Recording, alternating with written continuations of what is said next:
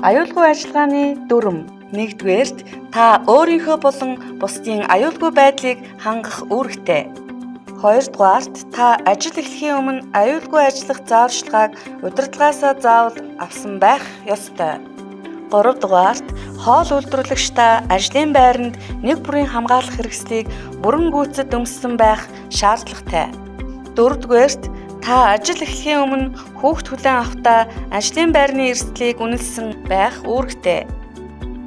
5-р тоног төхөөрөмжийг ажилуулахдаа аюулгүй ажиллагааны зааварчилгаатай заавал танилцж өөрийгөө болон бусдыг эрсдлээс хамгаалах үүрэгтэй.